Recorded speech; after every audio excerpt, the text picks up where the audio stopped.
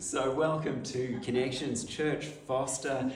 Thank you for joining us. Just want to share a few thoughts on concluding our What If series. So over the last several weeks, we've considered a series of what if we prayed bigger prayers, if God has more for us, if we really forgive, if we trusted in godliness in relationships and interactions, and what if we were the church God intended was last week in not being distracted by secondary things, but focused on reconciliation with God, on going with God to where people are and loving as Jesus loved, seeking what's beneficial for others and not just ourselves. And so really the heart of this series is kind of focusing on, it's good to hear the word of God, it's good to know his word, but the magic happens when we actually live it out.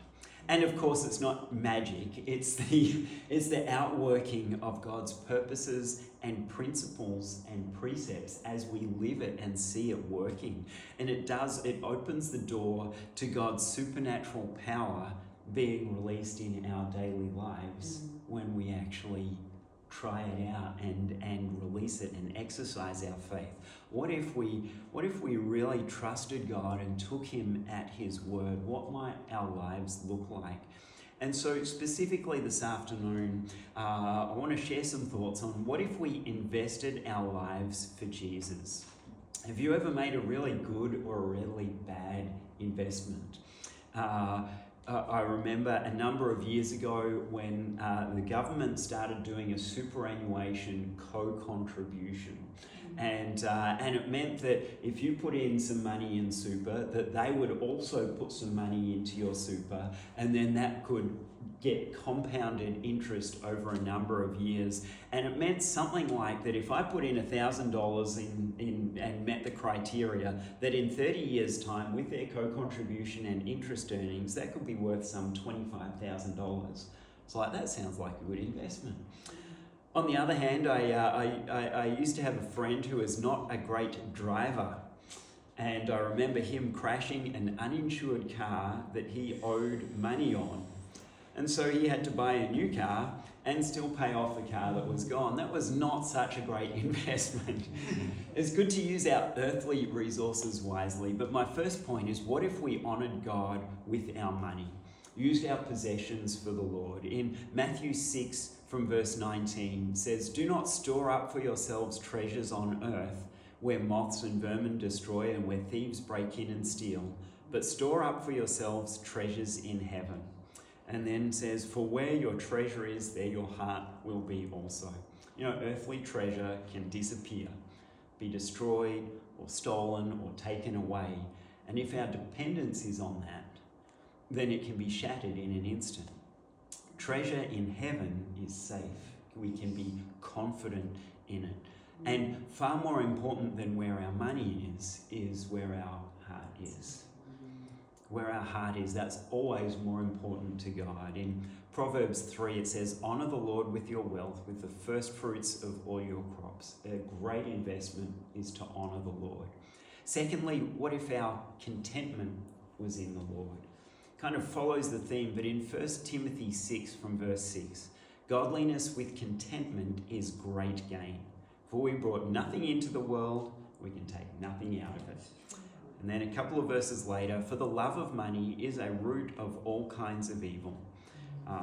Some people eager for money have wandered from the faith and pierced themselves with many griefs. But you, man of God, flee from all this and pursue righteousness, godliness, faith, love, endurance, and gentleness."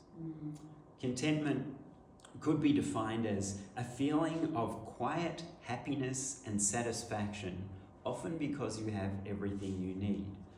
And I would suggest we can adapt that to contentment in the Lord, a feeling of quiet happiness and satisfaction, often because God is everything you need.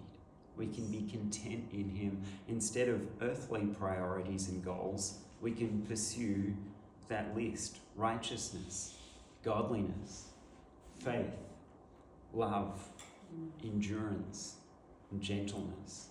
For these bring rich reward. Give us a great return on our investment in them. Thirdly, what if we gave ourselves fully? 1 Corinthians 15 verse 58, therefore, my dear brothers and sisters, stand firm, let nothing move you. Always give yourselves fully to the work of the Lord, because you know that your labour in the Lord is not in vain. Another great investment. It's not in vain. Stand firm, give yourself fully to the Lord and to his work. And that's right, he does have work for us to do, but in his grace. And it will be rewarded and worthwhile. For the Lord, it's never for nothing.